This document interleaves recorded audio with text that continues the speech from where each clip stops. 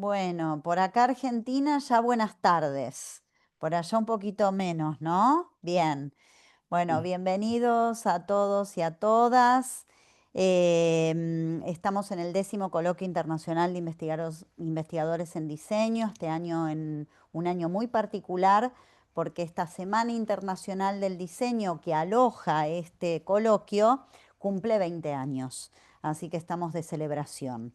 Y también cumple 25 años esta publicación, así que la serie Cuadernos del Centro de Estudios en Diseño y Comunicación este año ha cumplido 25 años de sostenimiento ininterrumpido en la política editorial de la facultad.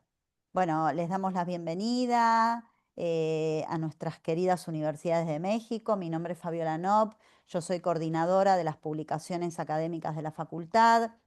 En particular, en este momento me toca con mucho honor presentar esta serie de cuadernos que hace años ya venimos trabajando.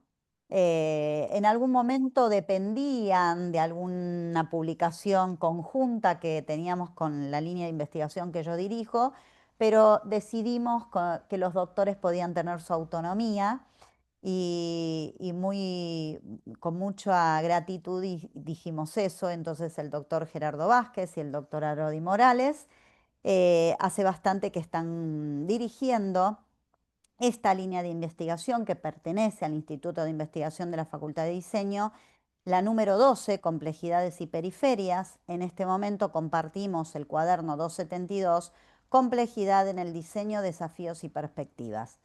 Desde ya, desde mi humilde lugar, agradezco siempre la generosidad de ambos por vincularnos y crear nuevas redes, porque como decíamos en el discurso presencial, que ya los tendremos a todos visitando la Argentina seguramente el año que viene, la investigación tiene que ver con esto, con la cuestión de lo colaborativo.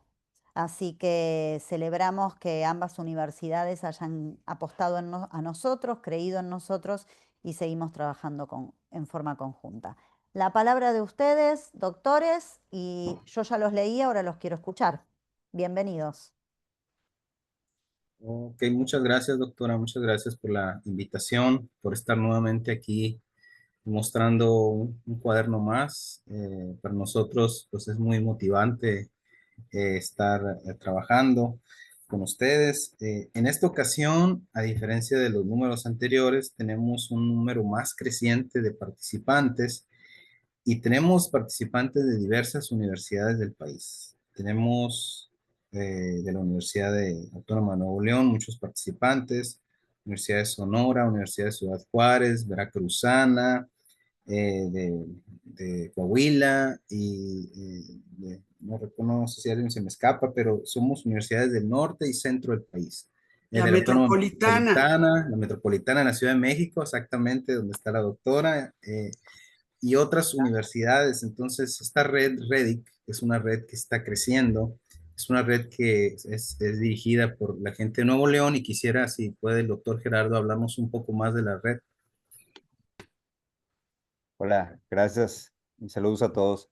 Les hablo bien breve de la red, tenemos poquito tiempo y lo interesante creo que es escuchar a todos los autores, pero esta red que intenta fomentar el estudio de la complejidad en el diseño se funda en el 2022, relativamente es muy joven, tenemos muy poquito tiempo, pero sin embargo ya tenemos más de 70 afiliados a nivel internacional, tanto en Latinoamérica como en Europa y en Estados Unidos se acaban de incorporar 2 personas. Y ya, bueno, hemos tenido el gusto de que nos reciban en cuadernos de la Universidad de Palermo para fundamentar nuestros trabajos y darles visibilidad, una gran visibilidad. Y también, bueno, estamos haciendo producción literaria, estamos ya con 6 obras colectivas ya impresas en estos pocos años. Hemos tenido un evento académico y bueno, próximamente estaremos invitándolos para el próximo año a un evento, pues esperemos que pueda ser híbrido, presencial y virtual. Pero de verdad muy agradecidos con la Universidad de Palermo, con Fabiola y con todo el equipo del sustento que nos dan para fomentar esta red y sobre todo a los autores, ¿no? Pues la red realmente se forma a partir del trabajo de todos nosotros. Entonces, pues bienvenidos a esta mesa redonda. Será un gusto platicar con ustedes. Gracias. Sí, de manera nada más antes de iniciar, les pedimos a los autores que sean muy breves para que nos alcance el tiempo. De 3 a 5 minutos sus exposiciones. Traten, por favor, de no extenderse más allá, si no, no nos van a dar los tiempos como pasó en la comisión que estuve temprano, que se fueron 2 horas y media, ¿eh? Así que les pido que sean muy, muy breves. Bueno, vamos a seguir el orden. El primer articulista es el doctor Adolfo Narváez Tijerina. Le cedo la palabra, doctor. Saludos. ¿Qué tal? ¿Cómo están? Bueno, primero que nada, muchas gracias. Más allá de la recursividad autogenerativa, lo imaginario como fundamento de lo real es el artículo que me publican en el cuaderno. La verdad, muy agradecido, Fabiola, muchas gracias. Voy a ser breve en esto, ¿no? ¿Qué pasa si lo real no es algo que simplemente se nos presenta, sino algo que se construye desde nuestra mirada? Esta es la tesis que atraviesa este trabajo.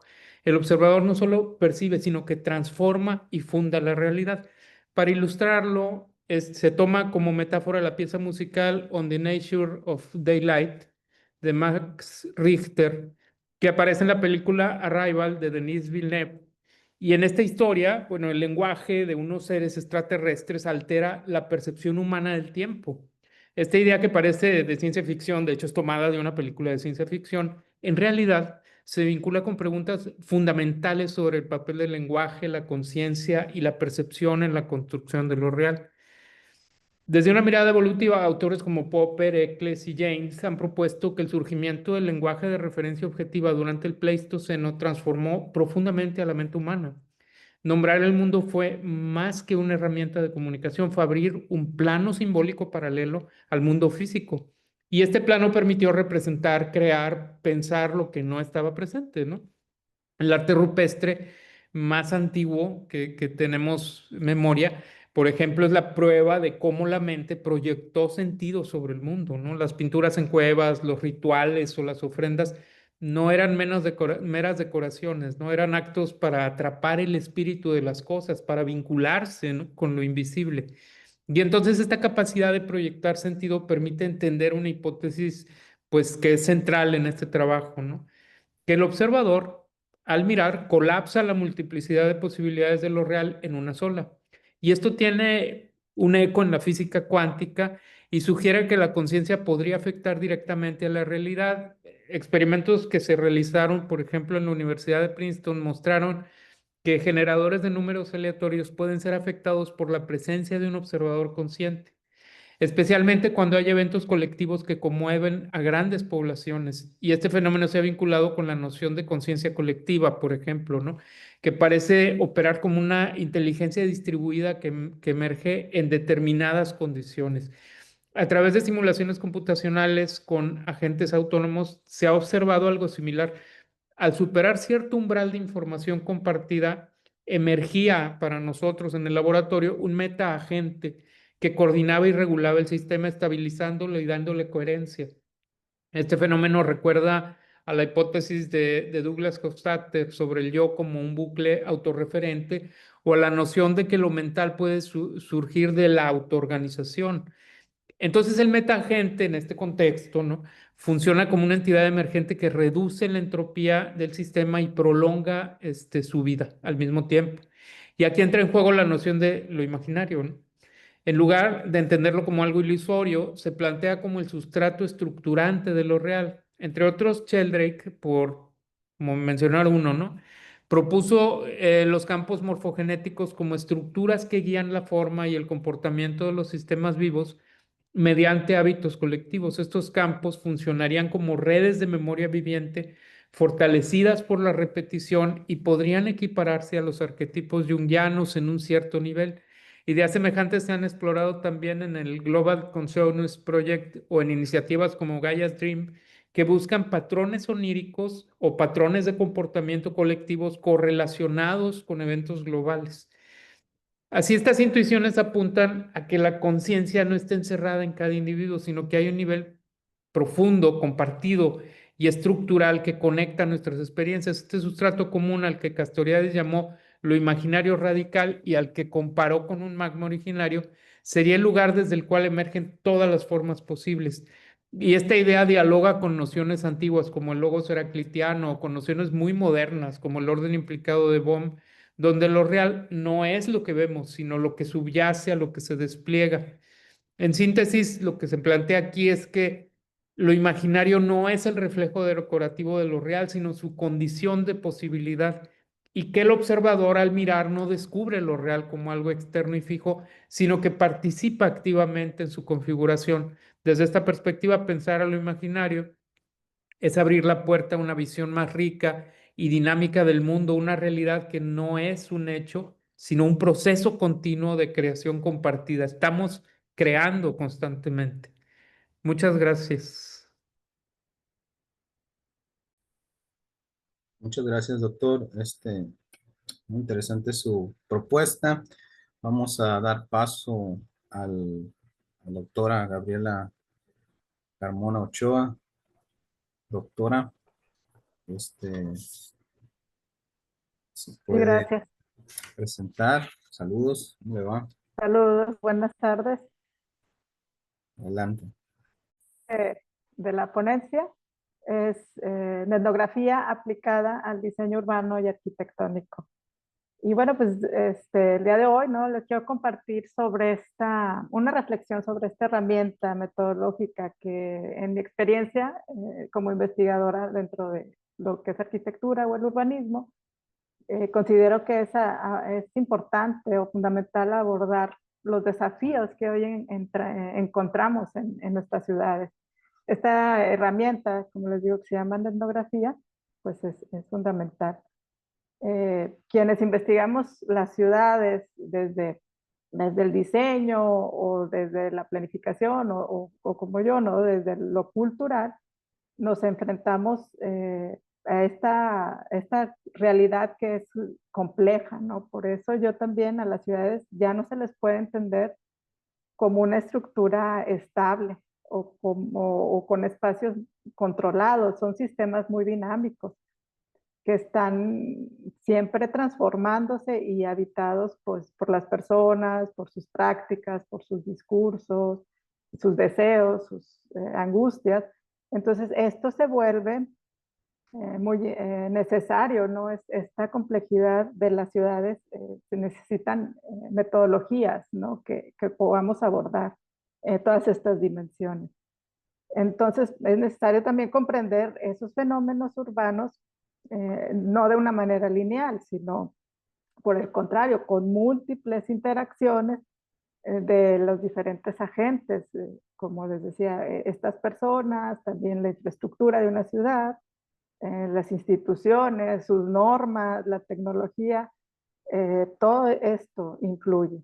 Entonces, las preguntas que nosotros nos planteamos para estos fenómenos, pues, ¿cómo podemos estudiar las ciudades de una manera que sea rigurosa, pero también que sea sensible a la complejidad? ¿Y qué herramientas? Estamos en esa búsqueda de herramientas que nos permitan leer esos signos, leer esas tensiones, leer esas narrativas que se nos presentan, que surgen en y desde lo urbano, ¿no? Desde la ciudad.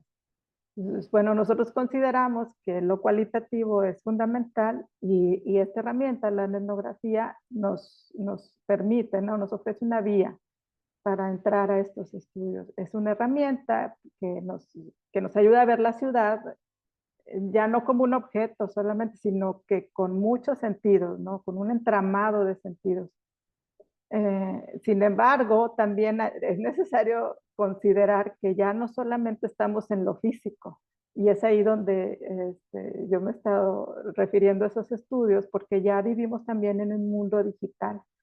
En nuestra vida cotidiana ya están las redes sociales, están los buscadores, los foros, todos estos espacios que interactuamos, ¿no? Diariamente, y no lo podemos ya considerar como un mundo aparte. O sea, es un mundo es como una prolongación del mundo físico a lo virtual con sus simbolismos, sus afectos, sus espacios sociales, ¿no?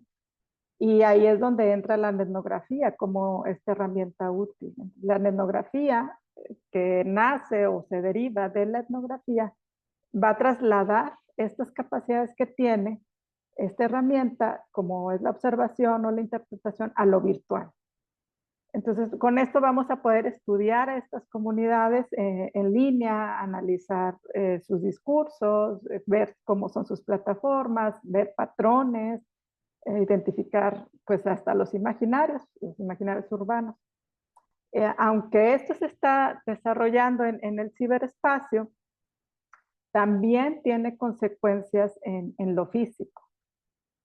No sé, imagínense ustedes toda la información que nos genera el Internet cuando vemos o podemos analizar todas las imágenes que se suben a Google, ¿no? Sobre un barrio o una zona determinada de la ciudad. O todo lo que se expresa en X, que antes era Twitter, sobre un proyecto de infraestructura. O todo lo que se dice en los chats en Facebook de los vecinos o en WhatsApp, ¿no? Sobre una colonia.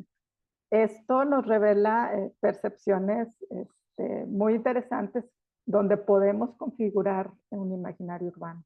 Entonces, bueno, para nosotros fue muy fundamental la etnografía, porque la etnografía no se va a limitar solamente a estudiar el comportamiento o lo que vemos en lo digital, sino se puede acceder a significados más profundos, ¿no? Que las personas están asignando a lo físico, a los espacios urbanos. Podemos tener pistas de cómo las personas imaginamos nuestras ciudades, cómo las habitamos simbólicamente, o las criticamos también, o cómo las soñamos. Entonces, toda esta información es invaluable para cualquier proyecto urbano, o sea, cualquier planificador urbano puede utilizar esta información para hacer realmente proyectos más pertinentes, más justos y más situados. Como dije anteriormente, o sea, no podemos ya considerar el diseño urbano o sea, solamente lineal, o sea, hay que buscar ver y leer la ciudad a través de quienes la viven, y las redes digitales ya se volvieron como ese espacio, esa ágora, un espacio público, se puede comparar, donde se debaten ideas, donde se expresan inconformidades o se comparten, ¿no? Aspiraciones. Antes, o todavía tenemos esos espacios públicos, esas plazas, pero ahora también tenemos hashtags, emojis, imágenes que son virales y también forman nuestras ciudades. Bueno, en síntesis, yo propongo esta visión, ¿no? Metodológica que articule la etnografía, que es la parte física, que articule lo virtual con la etnografía, pero que también asumir la ciudad como un sistema complejo. Y aquí el investigador ya no va a ser solamente un observador distante, sino que sea un investigador que interprete, que esté comprometido y que pueda articular y unir todas esas voces que están en Internet libres para traducirlas y poderlas llevar a propuestas de diseño urbano más incluyentes, más justos y pues pertinentes. Eso es todo. Espero no haberme pasado del tiempo. Gracias. Gracias, doctora. Un gusto escucharla. El siguiente autor es el doctor Gerardo Vázquez con el título Sistemas complejos adaptativos e imaginario social, fundamentos para el estudio del diseño. Adelante, Gracias. doctor.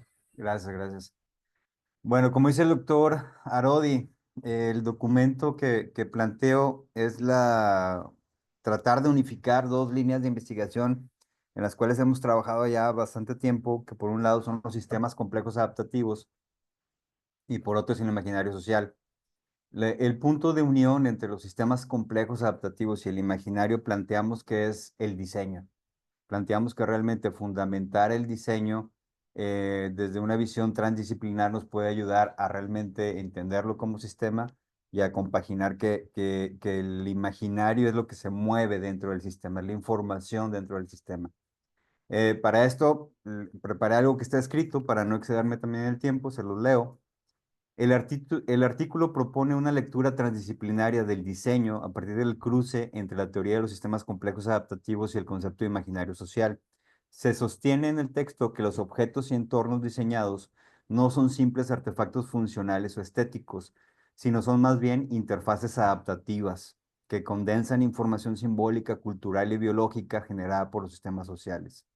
Así, desde esta perspectiva, el diseño en realidad constituye una huella material de los procesos de autoorganización, retroalimentación y emergencia que caracterizan a la vida colectiva. Para esto, en un primer momento se abordan los fundamentos de los sistemas complejos adaptativos, como son de Holland, Mitchell, Maturana y Varela, destacando la importancia de la autoorganización, la emergencia y los bucles de retroalimentación como mecanismos que aseguran la viabilidad del sistema en los entornos cambiantes. En un segundo momento, también para darle estructura al postulado, se examina el concepto de imaginario social a partir de Durkheim, de Durán, de Castoriadis y de Pintos, enfatizando que los imaginarios no son simples representaciones colectivas, sino en realidad serían matrices de sentido que orientan la acción, la consolidación de las instituciones y se materializan en formas de diseño. Así, el diseño aparece entonces como una interfaz simbólica, donde convergen la funcionalidad, la estética, la identidad y la adaptación. Por lo tanto, cada objeto diseñado transmite significados colectivos, sirve como vehículo para llevar valores sociales, actúa como un dispositivo de estabilización o de transformación del sistema social. Así, analizar los objetos de diseño implica en realidad comprender las estrategias de vida de los sistemas sociales, sus tensiones internas y sus horizontes de reorganización. El artículo sintetiza e intenta concluir que pensar el diseño desde la complejidad y los imaginarios sociales abre nuevas rutas para la práctica social, la educación transdisciplinaria y la reflexión ética. Al reconocer al diseño como resultado emergente, como un resultado que surge de procesos adaptativos y comunicativos sociales. Así se enfatiza su papel en la construcción de subjetividades, identidades colectivas y formas de adaptación cultural frente a los desafíos contemporáneos. Sintetizando y cerrando un poco, la visión es que en realidad en la época de saturación de información que vivimos, el objeto está dejando atrás, y eso no quiere decir que dejen de existir la forma y la función, sino que se valida más por la información que nos transmite el objeto de diseño. ¿Qué información? Por la información que se mueve comúnmente en el imaginario del sistema social. Entonces, si lo observáramos en unidades, la gran unidad es el sistema, la unidad intermedia va a ser el imaginario, y la que lo revela toda esta unión o el interfaz entre estas dos escalas realmente va a ser el objeto de diseño. Entonces lo vemos como como algo que encapsula la información y después va modificando el sistema, ¿sí? Entonces, esto implica realmente pues tener una lectura de estas tres escalas para poder comprenderlo. Y bueno, es una formación de un postulado que nos está dando pie también para la publicación de un libro que ya está en vísperas a salir y pues es la línea que estamos esperando pues darle todo el próximo año, ¿no? Así que aquí corto y creo que quedé bien en tiempo. Gracias. Gracias, doctor Gerardo. Bueno, el siguiente artículo es un artículo que escribí yo. El nombre es El impacto de la IA en el escenario que enfrenta el diseñador. También trataré de ser muy breve. Bueno, lo que en este artículo se explora es la cuestión del impacto de la IA en el diseño, porque pues el mundo que enfrentamos es un mundo muy complejo, cada vez más complejo, es decir, cada vez hay más factores que intervienen en el contexto en el cual nos desenvolvemos y donde se desenvuelve el diseñador, así como el ejercicio del diseño.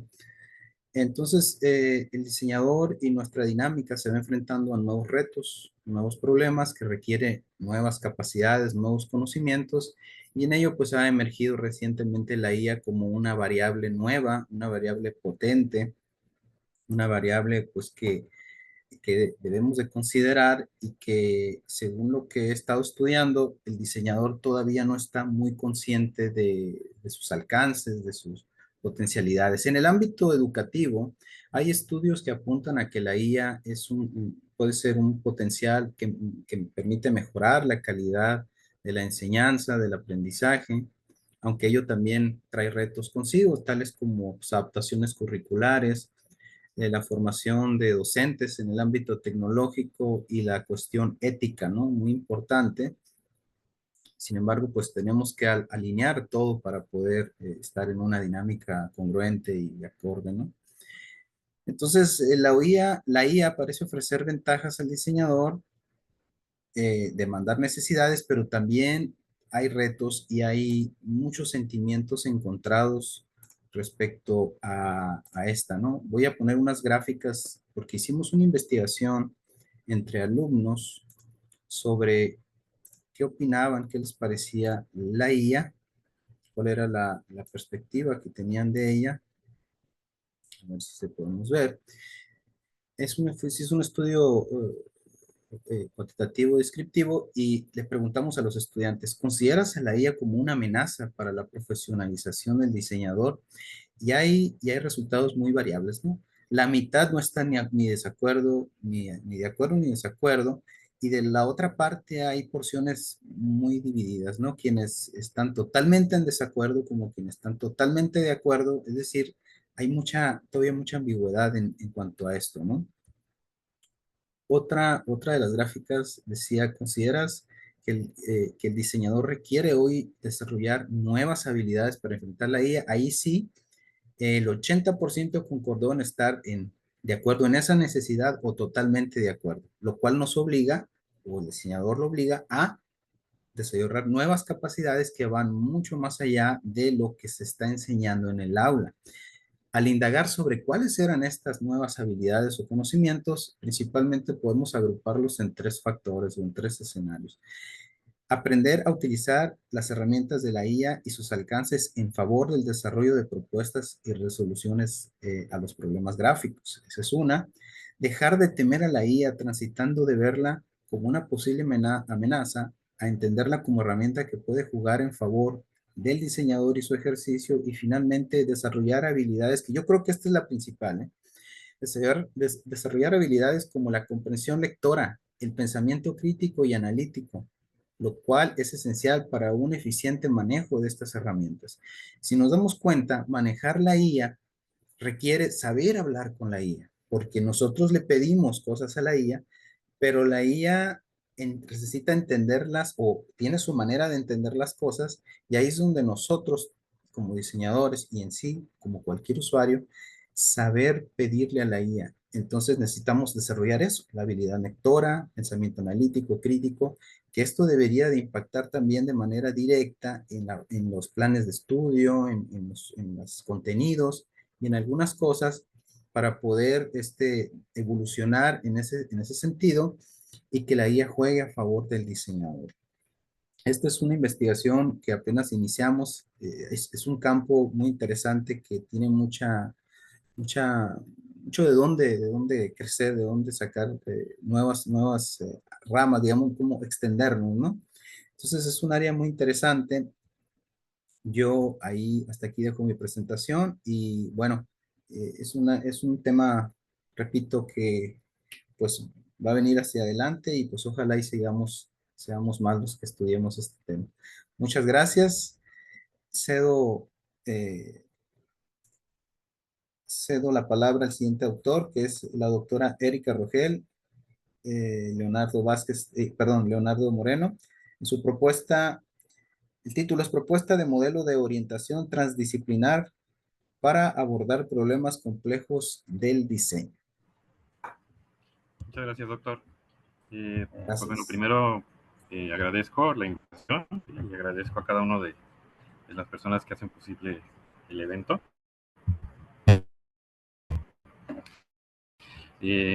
Como ya lo comentó el doctor Arodi, pues esta ponencia la presentamos la doctora Erika Rogel y un servidor, el doctor Leonardo Moreno, de la Universidad Autónoma de Ciudad Juárez.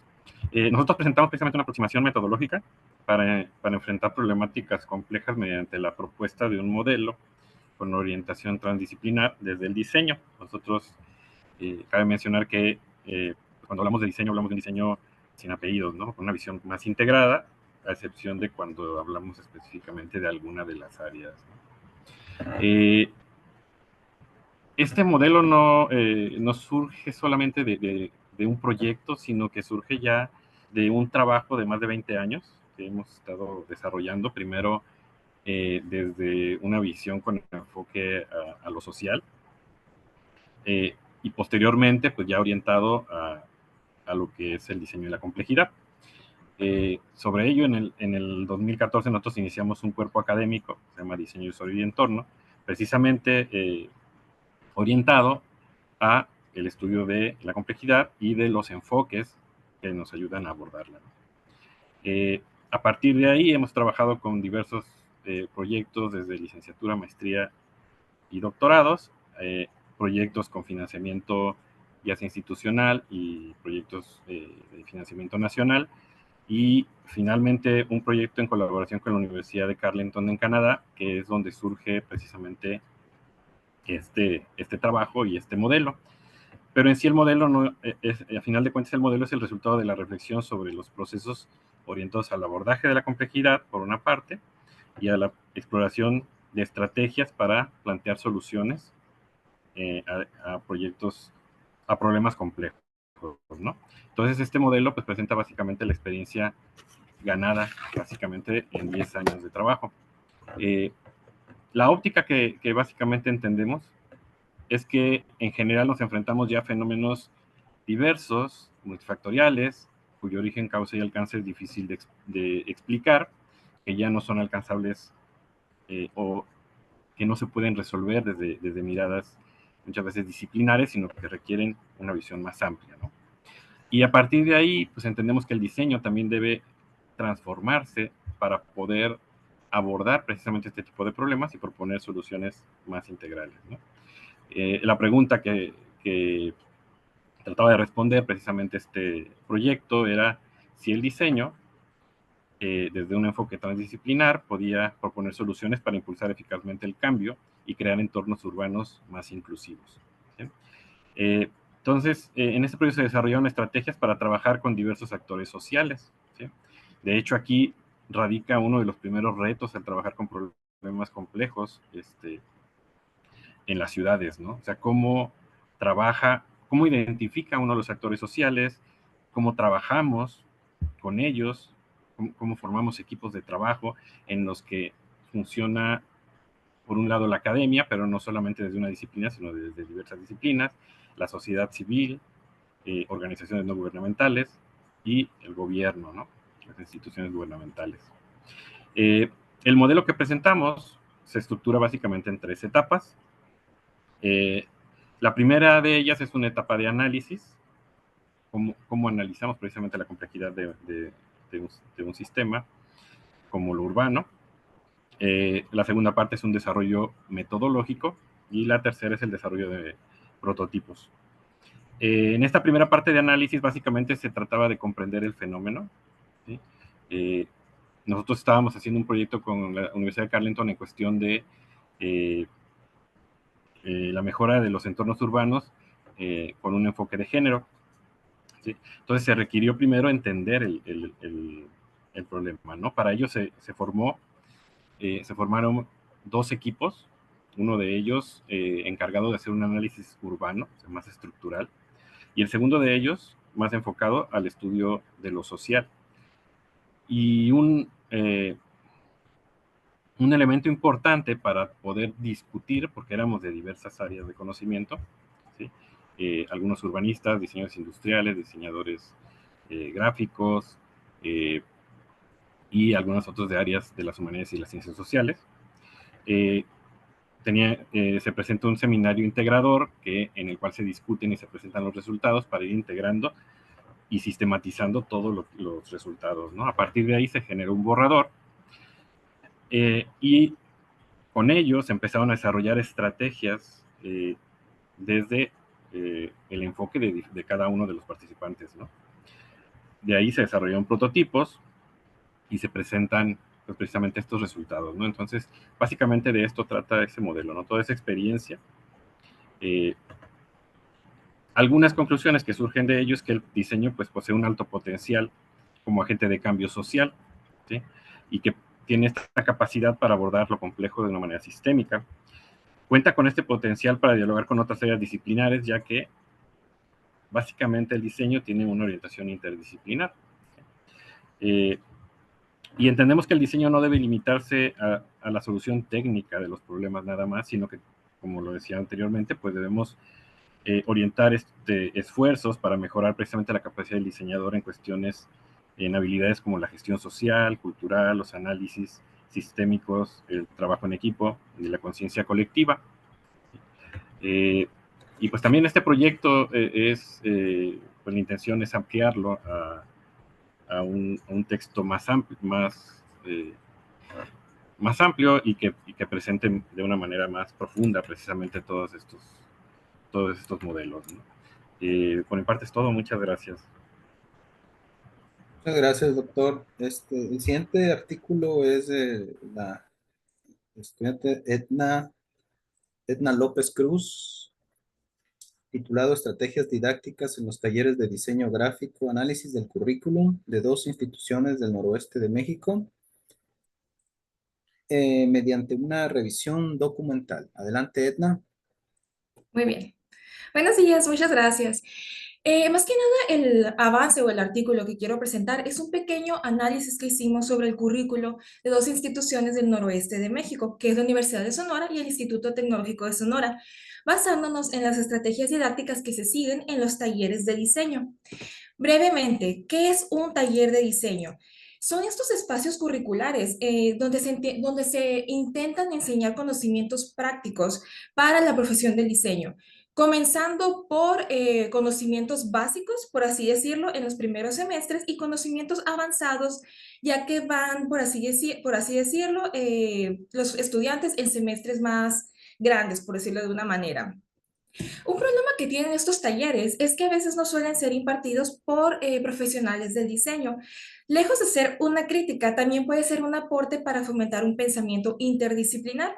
Cuando vienen, por ejemplo, colegas de arquitectura, de comunicación o de marketing, pueden integrar los conocimientos, claro, y hace un gran aporte a este tipo de talleres y al conocimiento del estudiante.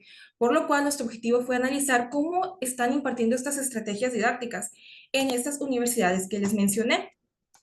Entonces, mediante un pequeño análisis documental que hicimos, identificamos que estas estrategias didácticas se basan en 3 áreas. Puede ser en tecnología, en enseñanza basada en proyectos o con acompañamiento constante, por así decirlo, con los estudiantes. ¿Cómo usan la tecnología los profesores para enseñar en esos espacios de talleres? Pues ahí hay un problema porque básicamente suelen poner una diapositiva donde muestran quizás ejemplos, donde enseñan, por así decirlo, los ejercicios que tienen que seguir los estudiantes.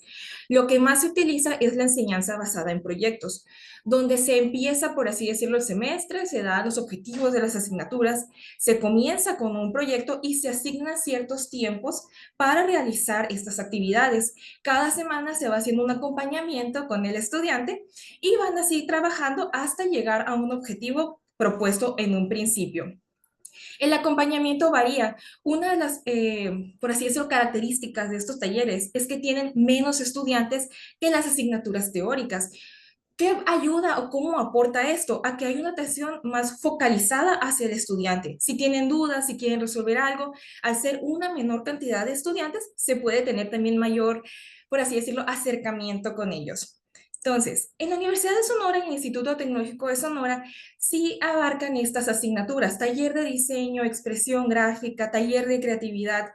Y algo que me queda a mí como experiencia, como estudiante que fui de la Universidad de Sonora en diseño y como docente que ahora soy, es que estos talleres cambian mucho. En los primeros semestres, es cierto, son básicos, se enseñan primero los conocimientos principales sobre el diseño, se hace una serie de maquetas, se hacen ciertos tipos de proyectos, pero cuando avanza ya se va focalizando más en publicidad, en editorial y en otro tipo de cosas que ya son más enfocadas en la profesión, por así decirlo. Una de las cosas que he identificado también es que algo que se tiene que fomentar en este tipo de talleres es una enseñanza basada en problemas reales, más que nada para que los estudiantes se vayan dando cuenta de cómo es la industria y que vayan teniendo un acercamiento más, por así decirlo, real hacia la industria, hacia lo que van a enfrentar una vez que egresen de la licenciatura.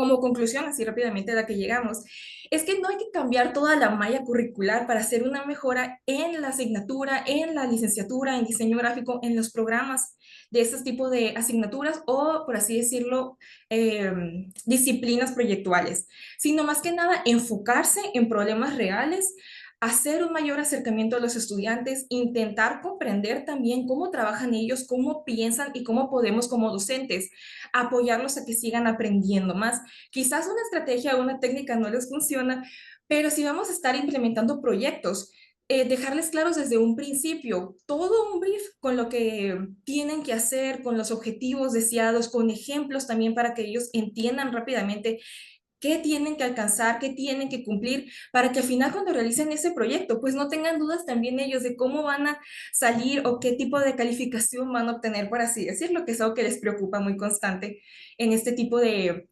asignaturas, digámosles, más que en las teóricas, me he dado cuenta. Y es más que nada eso el aporte que hicimos. Por mi parte sería todo. Muchas gracias, Edna, por tu Gracias. intervención.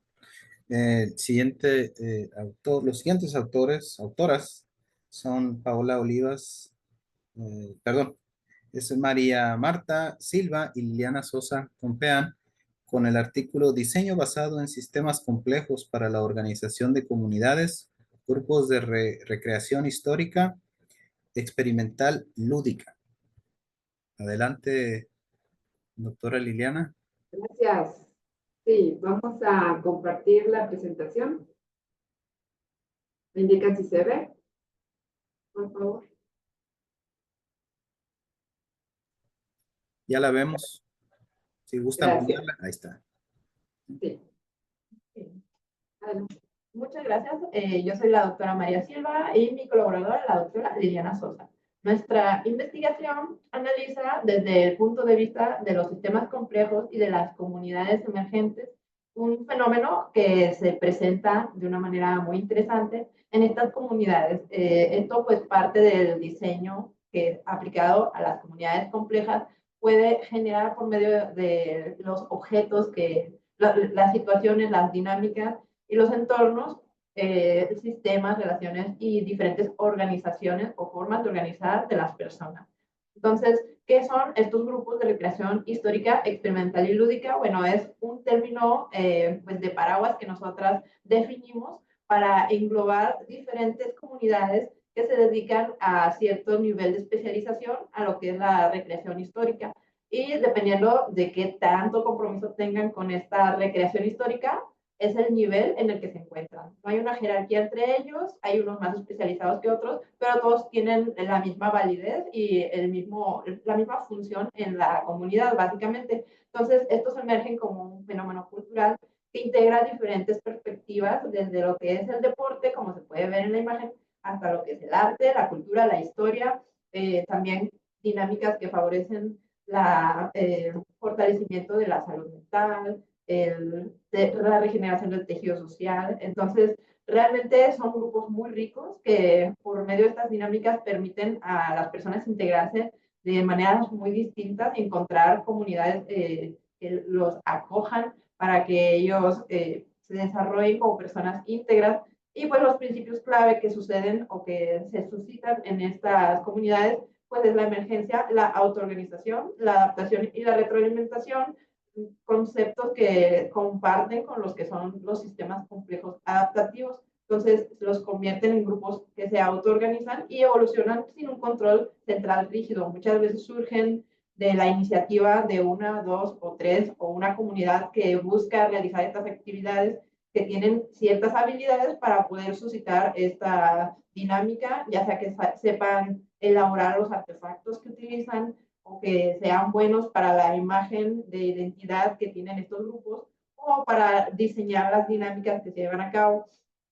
A veces lo hace una sola persona y conforme va creciendo este grupo, pues se van autoorganizando, se van especializando los individuos que la conforman, y de acuerdo a los retos que surgen en su comunidad, de acuerdo, pues si tienen un espacio para entrenar o no, que si tienen forma para difundir su trabajo o no, pues se tienen que ir adaptando a esas limitaciones. Y ya que crecen y que tienen una cierta consolidación interna, se van retroalimentando lo que hay en el entorno con otros grupos. Entonces, estos retos que suelen surgir, pues se dan por la falta de formalización legal y el reconocimiento institucional. Comúnmente se toma como un hobby solamente, sin ver todo el trasfondo y el enriquecimiento que la sociedad puede tener por medio de estas dinámicas. Tampoco hay estándares comunes, lo que afecta pues que haya carencia de calidad en la ejecución tanto de los artefactos como de las actividades, y pues muchas veces no se toma en cuenta la seguridad porque las personas que iniciaron estos grupos no tienen cierta formación, ya sea en diseño industrial, en ergonomía o simplemente lo más básico, que son primeros auxilios, ¿verdad? Entonces también puede suceder cierta fragmentación comunitaria por diferencias ideológicas entre los que iniciaron el grupo y los que siguen integrándose. Muchas veces tienen aspiraciones de hacer sus propios grupos o tienen otro enfoque, entonces eso hace que se dividan y afecta el desarrollo de estos grupos, y también eso se debe a una comunicación deficiente en donde no hay una asertividad emocional por parte de los integrantes de saber resolver estos conflictos de manera pacífica. Entonces eso da mucho problema de cohesión, conflictos internos y también externos con otros grupos también, y dificultad para consolidarse y crecer. Y pues siguiendo estos problemas, estas limitaciones, se diseñaron ciertas estrategias que están basadas en los sistemas complejos, y pues la mayoría se debe a que no hay formalización y profesionalización por parte de estos grupos. Son gente que por hobby se reúnen de manera informal en sus entornos locales, y así como que un grupo de amigos empiezan a hacer estas dinámicas a como pues lo vieron en internet o como se les da a entender. Entonces, para subsanar este problema, se diseñaron cursos formativos enfocados en el diseño de los artefactos, en la forma más correcta de llevar a cabo sus actividades deportivas y culturales, y en prácticas de cómo evaluar y gestionar eventos o competencias relacionadas a esto. Entonces, por medio de esto se propone la regulación y la estandarización a cierto nivel de estos grupos sin robarles su individualidad y lo que los enriquece como individuos o organismos vivos que son estos grupos, estableciendo estándares comunes y dándoles cierta libertad para que ellos se expresen con su propia manera de ser y con su corriente cultural, básicamente. Y también ofreciendo redes y plataformas para coordinar y tomar decisiones que favorecen esta comunicación asertiva. Y obviamente estos estándares y guías y diferentes formas más adecuadas para crear los objetos didácticos y simbólicos que generen la cohesión y el aprendizaje. Entonces, con base en estas estrategias, se llevó a la consolidación de una asociación civil sin fines de lucro, que es la Asociación Mexicana de Combate Histórico Deportivo. O sea, fue una consecuencia básicamente de la investigación que se llevó a cabo para favorecer la consolidación de esta comunidad a nivel nacional aquí en México, pues bajo los principios de tener una estructura formal, que sea modular y que se adapte y se base en los sistemas complejos adaptativos, obviamente permitiendo, sin llegar a ser una dictadura, sino que cada grupo siga siendo individual, independiente y con su forma individual de expresarse, pero bajo pues un estándar común para facilitar ese intercambio cultural, esa competencia o esa comunicación entre ellos. Entonces esto pues nos va a facilitar lo que es la formación, la estandarización, la comunicación y el diseño de artefactos, y a futuro se espera que las consecuencias sean que a nivel nacional estas prácticas se estandaricen, se formalicen y sean más profesionales. Y no sé si quiera agregar algo mi colaboradora, dice que no. Es una visión del diseño más amplia pues, de simplemente como lo tangible de los objetos. Es un diseño que nos ayuda a organizar estudios, y de eso se trata el trabajo. Gracias. Muchas gracias. Gracias, doctoras. Damos paso al siguiente propuesta de la doctora Paola Gracia Olivas, titulado De la imagen gráfica a la representación cultural, una mirada de la complejidad y la teoría sociocultural.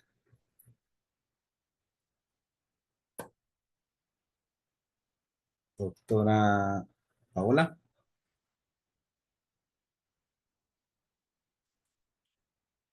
Me parece que no tiene los accesos.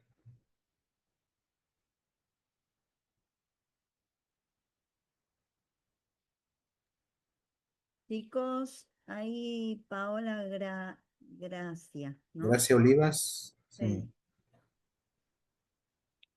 Sí. Ahí está, Cris, ya lo soluciono. Muchas gracias.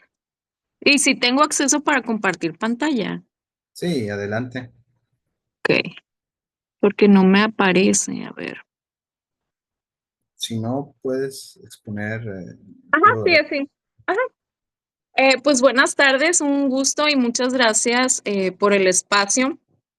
El artículo que estuvimos trabajando, pues acá el doctor Arodi y yo, trata de abordar algunas de las relaciones o las posibles relaciones teóricas entre imagen gráfica y representación cultural, partiendo desde la perspectiva compleja.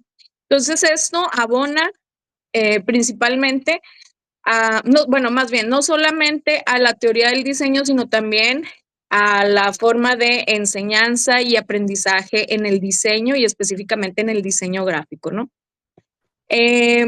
Para alimentar esta investigación, partimos de una perspectiva teórica crítica y desde los aportes de Stuart Hall, García Canclini, Teodor Adorno, Gramsci, con esta intención de ver el diseño más allá de solamente la parte estética, sino cómo este es atravesado constantemente por una tensión fundamental que puede ser entendida como una herramienta de resistencia, ¿no? El diseño como una herramienta de resistencia que facilita el cuestionar, el subvertir y reconfigurar las narrativas hegemónicas, eh, pero al mismo tiempo considerar las contradicciones que este trae, ya que puede funcionar como un mecanismo que reproduce estas mismas estructuras, ¿no? Entonces,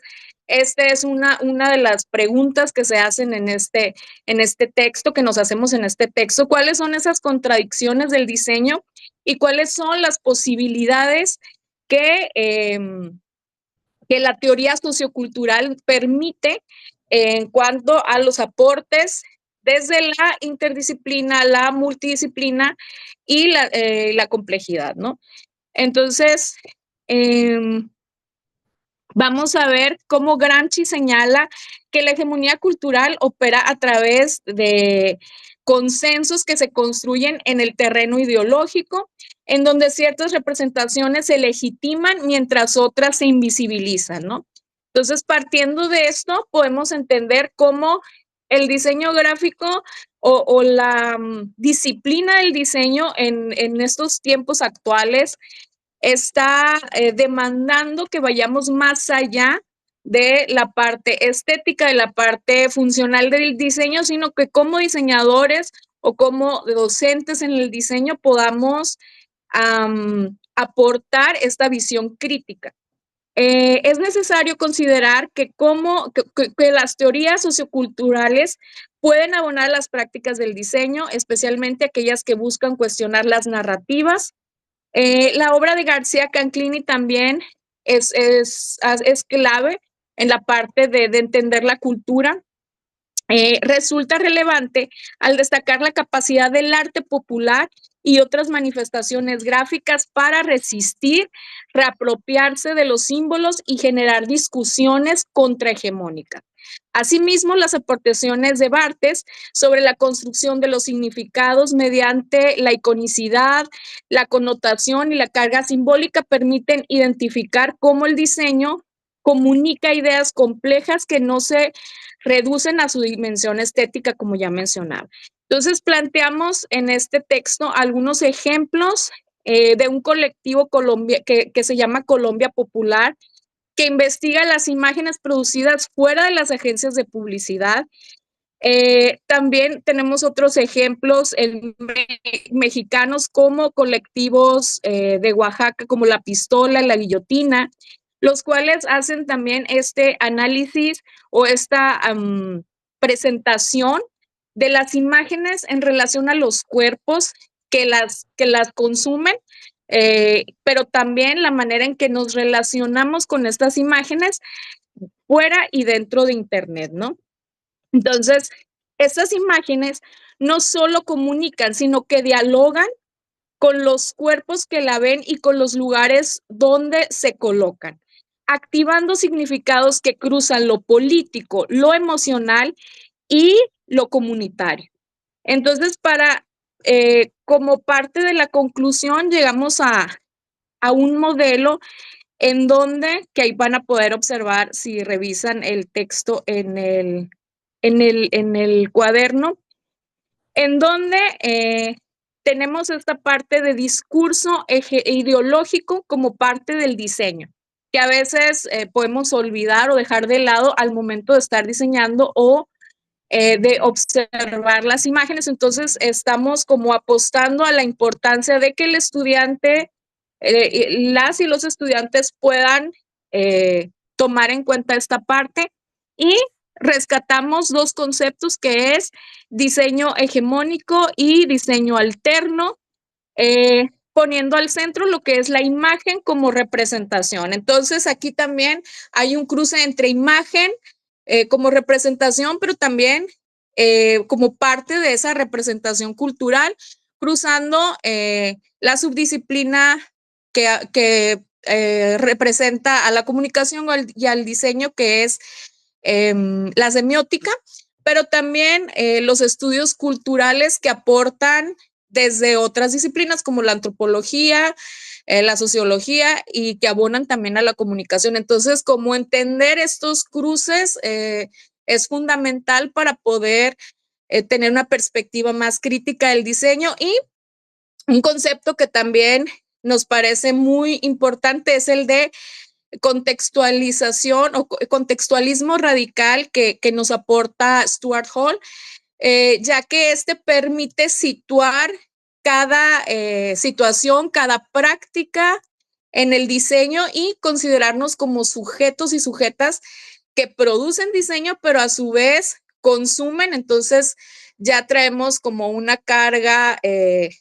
simbólica o un conjunto de creencias y símbolos visuales que van a influir en la manera que diseñamos, ¿no? Entonces, esto sería nuestro aporte.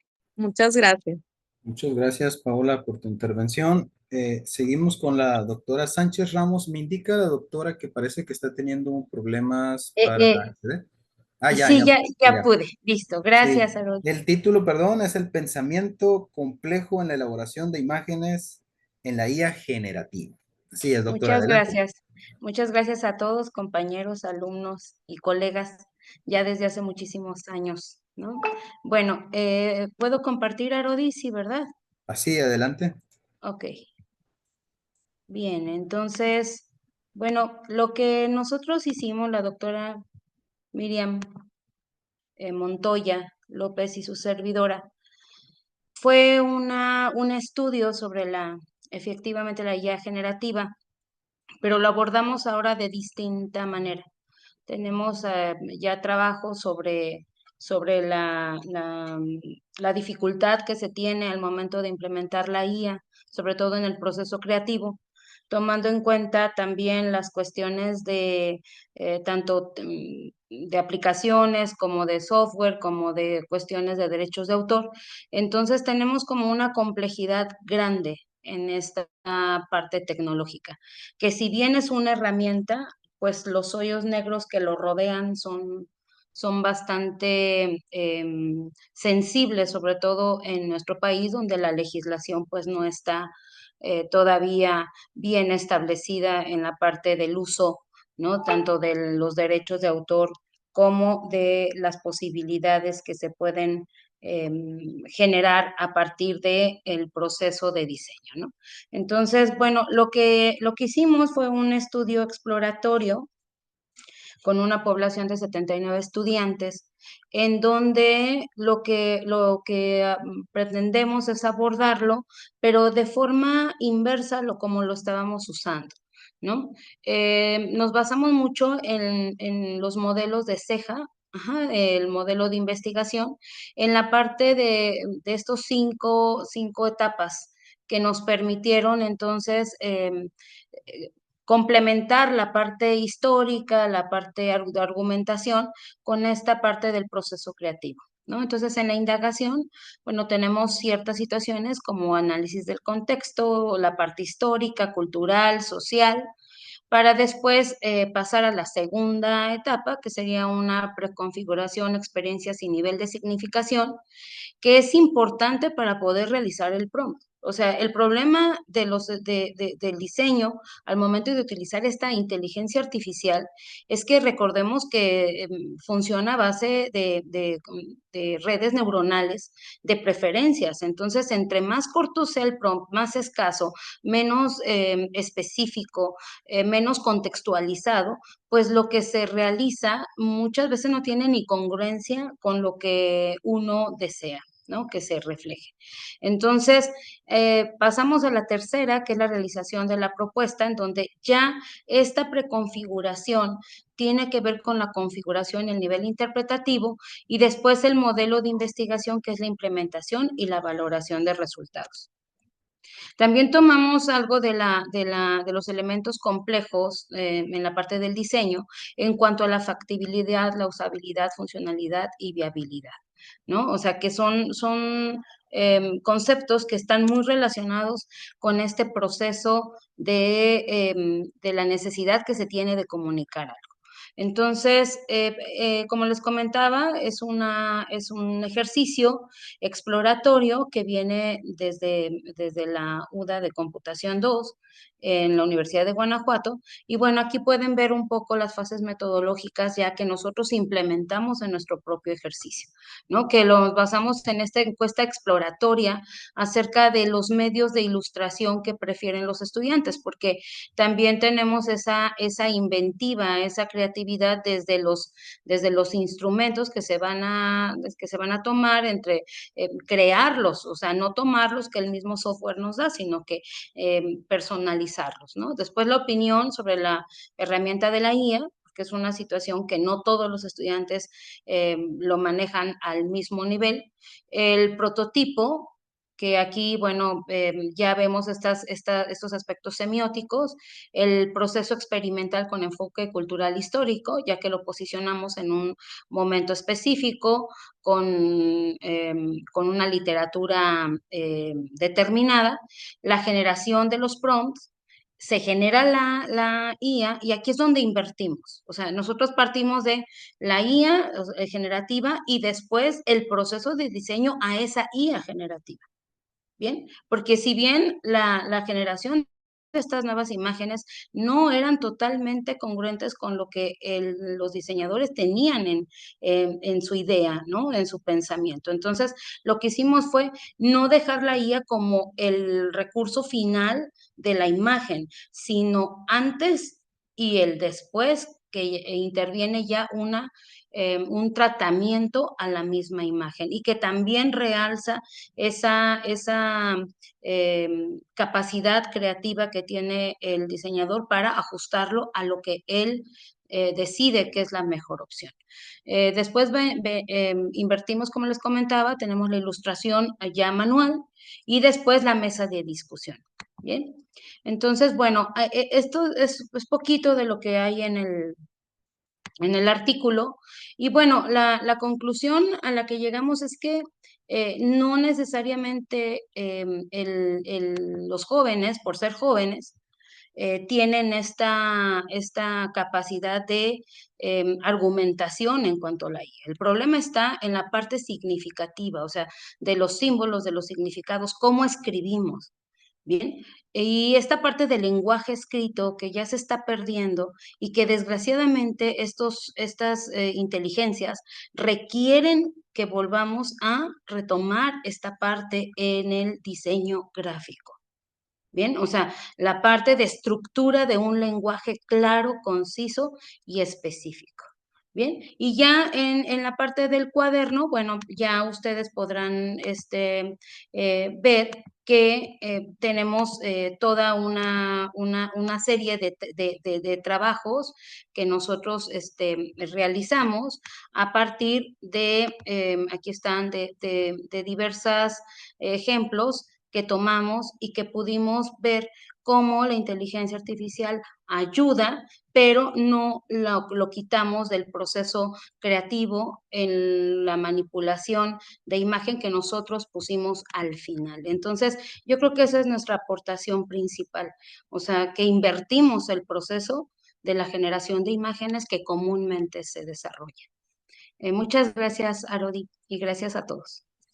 Gracias, Maru, por tu aporte.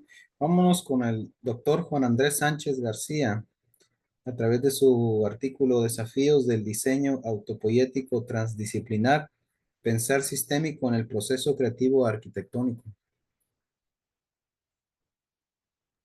¿Qué Creo que tal? sí.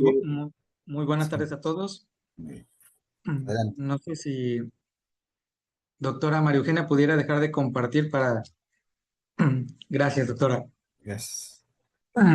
Bien, esta parte del proyecto que estamos generando, que se generó en este proceso, fue basado sobre la teoría de sistemas dentro de muchos puntos que tenemos, solamente incrustar la parte de autopoiesis, ¿no?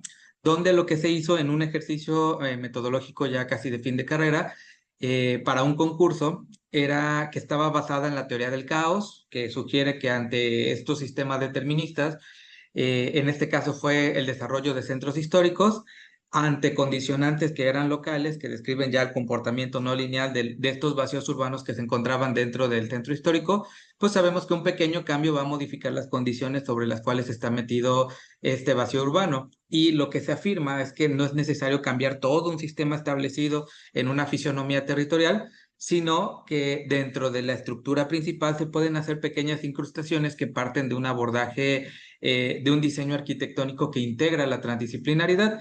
Y bueno, este proceso está precedido de varias fuentes, ¿no? Y dentro de varios procesos que se utilizaron dentro de la generación de la morfogenética como una parte de la metodología, pues primero consistía en construir un sistema gráfico que va a integrar todos las condicionantes que se tienen dentro de estos vacíos dentro de las ciudades, y se pueden evaluar estas condicionantes de cada lote para poder intervenir, a manera de que el alumno pudiera construir directamente una fisonomía, un sistema que le diera una lógica holística integral para que va a condicionar de manera lógica la cantidad de todas las variables y elementos que van a generar la parte de una estructura sistémica. De lo que todo esto se va a conocer como una problemática. Y bueno, este tipo de ejercicios van manteniendo la diversidad tanto proyectual, la generación de la forma, del diseño, como una parte de que los elementos de cada uno de los equipos puedan interpretar estos sistemas como su creatividad realmente le vaya generando, ¿no? Le permita concebir la forma de estos sistemas. Entonces después se fueron conformando constructos sistémicos de manera gráfica, ahorita se las presento, que van a ir manifestando ya su importancia en dos sentidos. El primero es que va a detectar todas las áreas donde se necesita anidar una emergencia que vamos a colocar allí, y va a reconstruir o modificar la fisionomía del sistema. Y como segunda parte, una parte lateral, pues va a permitir elegir los elementos de otra disciplina que puedan detonar la fase creativa en el diseño arquitectónico. Y bueno, cabe mencionar que esta parte transdisciplinar, pues bueno, forma parte de herramientas conceptuales discursivas que va a necesitar el estudiante analizar de manera anticipada para poder plantear un proceso de diseño arquitectónico con una connotación configuracional. Y después de ello, bueno, se va a generar una etapa de la construcción de un proceso creativo basado en una autopoiesis transdisciplinar, que para este artículo se entendió como una red de procesos de fabricación o autofabricación de propuestas basadas en otras disciplinas a la hora de abrir el campo del sistema abierto para crear o destruir ciertos elementos del sistema que ya están dando en la configuración y que se van adaptando a las perturbaciones del medio para conformar un nuevo sistema. Y bueno, esta estructura dada como un vacío urbano, pues ya se va a concebir como un sistema abierto que puede adherir a otros sistemas conceptuales primero de otras disciplinas y después van a generarse como un robustecimiento de una actividad conceptual metodológica a través de los proyectos, ¿no? En el ejercicio que se muestra en este proyecto, pues bueno, se dieron este énfasis tanto de la parte de la psicología, la teoría del color, la teoría fenomenológica, de iluminación y demás para resolver ciertos procesos proyectuales a través de modelos basados en proyectos, ¿no? Y bueno, al final esto se va a generar como una manera de adherir a unos sistemas multidisciplinares para construir un sistema con rasgos, tendencias, criterios, conceptos que detonen la manera creativa del funcionar del diseño del estudiante, ¿no? Como un proceso metodológico y como un diseño colaborativo, dialogando con otras disciplinas. Entonces, básicamente, el proyecto radicó en este, que no se pudo compartir. Aquí está. Ahora sí, sí, se ve bien. Muchas gracias. Y bueno, esto es parte de la construcción del primer sistema que les comento, donde ellos analizan los vacíos urbanos y ellos mismos detectan la manera de cómo construir la fisionomía de su sistema con base en cada uno de los nodos, donde detectan ahí la solución de emergencias dentro de un sistema territorial dado. Ellos mismos construyen las debilidades de la estructura, ellos mismos detectan las emergencias y las proponen para reconfigurar ciertos espacios que pueden ser detonados con base en las variables que intervengan. Obviamente ellos lo analizan primero como un sistema cerrado y después lo abren, pero de manera conceptual para poder responder a estas inherencias, ¿no? Por ejemplo, aquí anidaron la biología, anidaron la fenomenología como sistemas que pueden adaptarse para que se pueda construir o realizar este constructo con base de una autopoiesis, es decir, dentro del mismo marco conceptual, ellos mismos autoproducen con lo que ya se tienen y la colaboración dialógica una nueva forma de generar el diseño. Y obviamente dentro de la parte gráfica que tenemos en arquitectura, todas las propuestas que se tengan deben de manifestar o integrar o mostrar dónde han incrustado todos estos elementos para producir una nueva forma de responder ante la propuesta. Este es uno de tantos ejemplos que vienen en el discurso y al final lo integran en una propuesta conceptual que no aparece de una epifanía, sino que directamente va resolviendo con un discurso arquitectónico a través de un pensar sistémico la resolución de vacíos urbanos a través de la nueva fisonomía de el uso del territorio. Básicamente, en la construcción de este proceso, se ponen ahí otros dos ejemplos que más o menos robustecen este tipo de metodologías para plantear estas bondades que se tienen, pensar solamente de manera sistémica a través de la resolución de una autopoiesis autocrítica dentro del mismo proceso de diseño. Esto sería todo, doctor Arodi. Gracias, doctor Sánchez, por su interesante aporte. Vamos ahora con las doctoras Cisneros, Fragoso y Arzabe, con la exposición titulada Explorando la relación entre complejidad y ciudad, reflexiones sobre planeación urbana y proyecto urbano en relación con las formas de la ciudad. Muchas gracias, doctor Arodi. Adelante. Mi agradecimiento siempre por incluirnos en este interesante proyecto. Mi agradecimiento también al doctor Gerardo Vázquez y a la doctora Fabiola Agnop, que desde la Universidad de Palermo siempre tienen la generosidad de invitarnos. Les voy a platicar, les voy a poner el contexto y luego le doy la palabra a la maestra Melina. Este trabajo se realiza como parte de la formación doctoral de la maestra Luisa Melina Cisneros, quien nos acompaña acá, que está ya a nada de obtener su grado. La gente que no está en este país o no sabe las prácticas, pero a lo mejor son iguales en los suyos, las personas que están en formación doctoral tienen que escribir artículos junto con sus asesores para el reconocimiento en estos sistemas en donde el alumnado es becario, sobre todo si pertenece a estos proyectos que tienen cierto nivel. Entonces, en este sentido, este trabajo se realiza ahí. Lo trabajamos con la maestra Laura Cecilia Arzabe Márquez quien ella fue colaboradora del doctor López Rangel, de quien recuperamos un concepto muy importante que es el concepto de impensar la ciudad. Este concepto parte de la complejidad y yo lo he recuperado, lo he apropiado porque es muy interesante cómo desde entonces prácticamente la Carta de la Transdisciplinariedad y la complejidad se hace también en los años 90, por lo tanto es muy relevante. El doctor Rafael López Rangel estuvo en la Universidad Autónoma Metropolitana durante toda su vida trabajando y nos comparte esta idea de abandonar un poco ese racionalismo que se basa en datos, que se basa en números y que hace que esta manera de comprender las ciudades y de comprender la planeación urbana, el proyecto urbano, la forma de la ciudad, pues sea una visión muy, muy rígida que no permite la comprensión profunda de las ciudades. Para no abusar del tiempo, le voy a dar la palabra a la maestra Luisa Melina. La maestra Márquez no nos acompaña en este momento, pero extendemos nuestro agradecimiento porque sin ella este trabajo no hubiera sido posible. Adelante, maestra, por favor. Hola, buenas tardes. Como comenta la doctora Olivia, parte fundamental para este texto es la idea de que es necesario replantear paradigmas disciplinares mediante un giro epistemológico que considere la interacción entre la planeación urbana, los planes proyectos específicos para ciertos espacios, articulando macro y microescalas para responder a contextos socioculturales que sean particulares.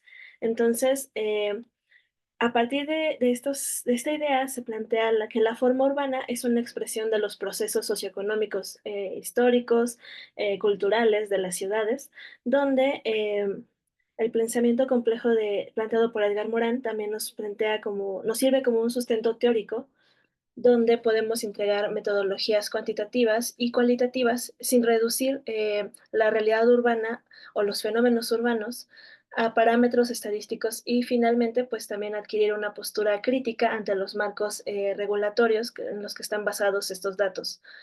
También pues partimos de que hay que replantearnos la naturaleza de lo urbano para indagar a fondo en los móviles, las lógicas y los fundamentos de estas transformaciones urbanas para poder cuestionar las manifestaciones materiales y formales que nos ofrece la ciudad para ir más allá de la superficie de la forma urbana, sino también entender todos estos tejidos socioculturales que se desarrollan en ella y cómo estas transformaciones se manifiestan en la forma urbana. Para esto tomamos como ejemplo una parte de la alcaldía Azcapotzalco, 2 colonias, donde hicimos un recorrido fotográfico también que fue sustentado a partir del plan de desarrollo urbano de esta localidad y contrastándolo con lo que obtuvimos al hacer las imágenes que obtuvimos al hacer este recorrido fotográfico, lo que nos permite observar cómo estas diferentes dimensiones de lo urbano se pueden observar en la ciudad, cosas que a veces nos parecerían un poco complicadas o difíciles de encontrar con otras herramientas. Creo que eso podría ser bueno, también uno de los aportes principales de este texto es que podemos empezar a encontrar otras maneras de entender la ciudad más allá de cifras, de datos y de estadísticas, y pues también considerar su origen histórico, cómo esto influye en la transformación de su forma, de su traza, y pues también cómo podemos empezar a incorporar relaciones entre entorno, habitantes y su influencia y cómo ellos se relacionan entre sí. Y también pues podemos adoptar enfoques un poco más transdisciplinarios, más integrales, para abordar los desafíos y las oportunidades que presenta el desarrollo urbano a través de estas transformaciones. Por lo que se propone hacer a través de hacer análisis profundos y críticos de la complejidad urbana, para poder, también esto se puede llevar a construir ideas para plantear ciudades más inclusivas, más sustentables, y habitables para todos. Entonces, ya para no Nada más extendernos más. para no abusar. Sí, yo nada más un pequeño comentario. Una de las cuestiones que se observan en Azcapotzalco es la distribución de las calles. Yo al principio pensaba que eso era porque la gente había llegado y había invadido esos lugares y entonces esas calles eran muy complicadas porque había habido invasión espacial y no. Resulta que cuando uno se pone a estudiar estos fenómenos urbanos de la forma urbana y la traza urbana, pues ahí había pueblos originarios. Y esos pueblos originarios, cuando llegó la conquista, tuvieron una conformación espacial que alteró la forma de los pueblos originarios y esa forma de los pueblos originarios ahora tiene una cierta característica. Además, Azcapotzalco se ubicó como un espacio fundamentalmente fabril. Entonces se empezaron a llenar de grandes fábricas que hicieron grandes muros y se hicieron franjas, fronteras entre los lugares que eran habitados por cierta población y los lugares que podrían haber estado habitados por estas, pues estas zonas fabriles. Entonces, bueno, todo esto no se puede comprender si no se entiende aspectos históricos, aspectos políticos, sociales, culturales, la manera en la que la gente piensa y todos estos demás aspectos que están claramente explicados en el texto, al cual, por supuesto, siempre les invitamos a leer. Muchas gracias. Gracias, maestra Mendoza. Muchas Gracias, gracias. doctora. Gracias por la participación. Nos quedan 5 autores y nos queda el tiempo muy justo. Les voy a pedir ahí sí que tratar de no excedernos de los 5 minutos porque si no, no vamos a alcanzar. Entonces seguimos con el maestro doctor Luis Castro, ex compañero de doctorado mío, con su tema Paisaje Cultural, Producción de Valor y Diseño de Transiciones. Muchas gracias, Acá, doctora doctor. Rodi. Gusto. Aquí estamos. Adelante. Bueno, primero agradecer y sumarme a los agradecimientos por sus esfuerzos de usted y del doctor Gerardo. Saludar atentamente al doctor Adolfo Narváez. Lo recuerdo con afecto del doctorado. A la doctora Gabriela, a la doctora Karina y a otros colegas que miro por acá. Es un gusto estar con ustedes en este selecto grupo de pensadores. Bien, pues bueno, mi texto a lo mejor no parece que es de diseño, pero en realidad es, digamos, centrado totalmente en el diseño, en donde se suma, digamos, a estas voces ahorita que ya estoy escuchando todo lo que dicen los colegas que van. Se suma este reconocimiento de, digamos, de la crisis en que está inmersa la cultura y la civilización contemporánea y que reconoce también el papel del diseño como, digamos, primer frente de abordaje para esa crisis. Y, retomando las palabras del antropólogo Escobar, el diseño es ontológico en tanto permite un diálogo, ¿verdad? Y entonces, en el texto yo realizo una propuesta que intenta estructurar una hipótesis compleja en sí, porque une muchos elementos que están disjuntos, que son complementarios, que son concurrentes, por supuesto, y que son antagónicos. Digamos que las condiciones que pone Morán para, digamos, llamarle complejo a algo, y luego que se intenta honrar esa complejidad, o sea, unirlos sin perecer en el intento. No los voy a aburrir aquí con los detalles, ahí están en el texto, qué bueno que está ese texto como base para esta pequeña plática. Ahí viene, digamos, la descripción in extenso de este sistema que denomino sistema socioecológico y que intenta igual plantear un reconocimiento de todos los elementos que confluyen digamos, en nuestra pérdida de sustentabilidad, que yo, digamos, asigno como un problema de cognitivo-cultural, ¿no? O de orden cognitivo social, ¿no? En ese sentido, el diseño podría ayudarnos a construir o a buscar elementos de sustentabilidad fuerte o de sustentabilidad realmente existente, más allá de una sustentabilidad puramente, digamos, económica, ¿no? Del proceso capitalista, más bien una sustentabilidad de la cultura en torno a cómo se produce el bienestar en cualquier contexto, ¿verdad? Sea una forma urbana o sea una apreciación estética o literaria, cómo podemos producir valor complejo. Entonces también se establece cierta crítica al concepto de valor, ¿sí? Que supera el valor puramente económico y que busca encontrar un concepto de valor similar al que propone David Graeber, el antropólogo,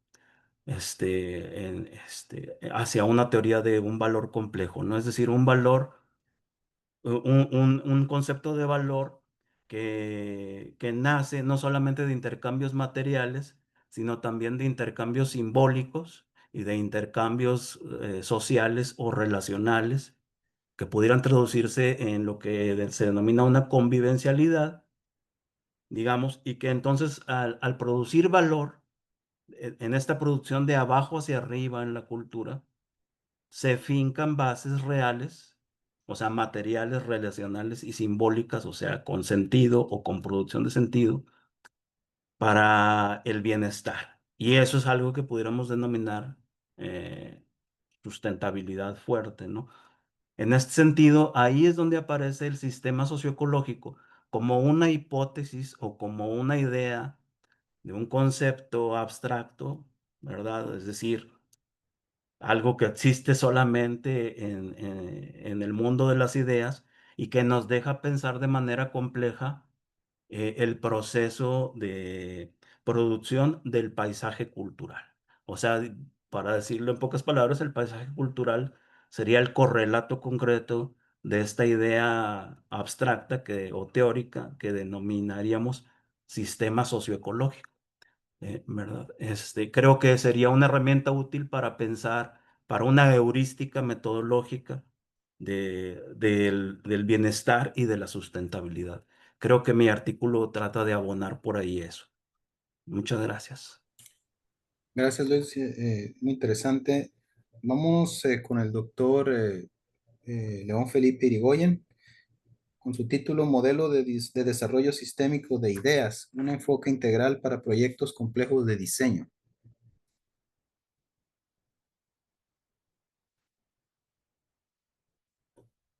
El doctor León Irigoyen probablemente... Sí, no, aquí estoy. Buenas tardes. Ok, ok. Adelante. Muy bien, muchas gracias. Bueno, pues ya varios de los presentes aquí ya conocen mi trabajo porque fueron mis asesores en el doctorado. Les agradezco una vez más su apoyo para el desarrollo de este modelo. Y, perdón, ahí ya ven mi pantalla. Yo la verdad veo la pantalla en blanco, pero no sé si otros lo puedan ver. Yo sí la veo.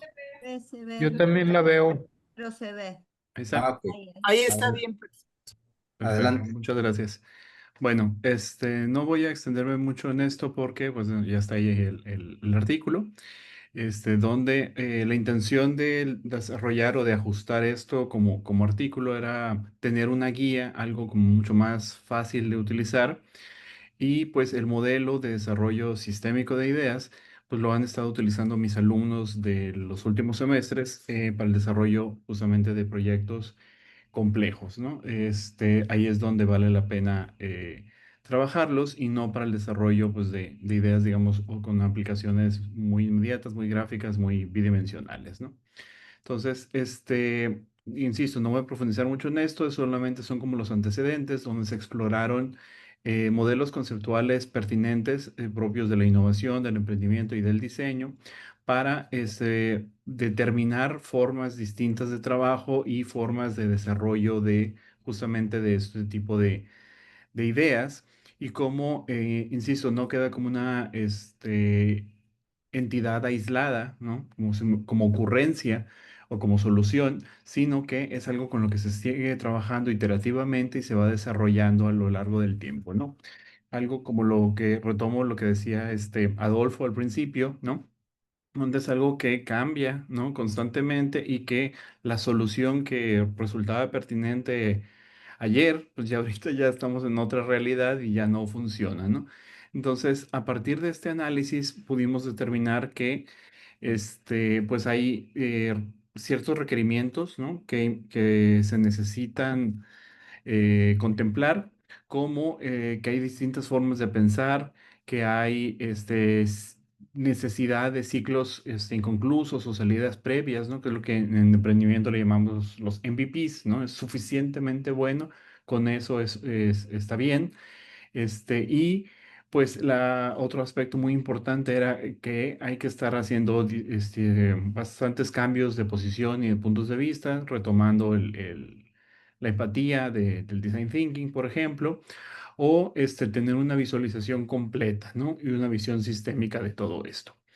Pero bueno, les presento el modelo. Este modelo crece, ¿no? Desde un lugar de una total ignorancia, de una incertidumbre. No sé a dónde voy a ir, no sé hacia dónde me voy a dirigir, y va creciendo, va expandiéndose en diferentes etapas, ¿no? Este es el modelo. Entonces, la idea es digamos, conciliar o darle un espacio a diferentes subsistemas que corresponden a diferentes preguntas, ¿no? Que tienen estos nombres que ven aquí, y que, como vemos del lado izquierdo, se relacionan, se interrelacionan entre sí como, pues, como un buen sistema.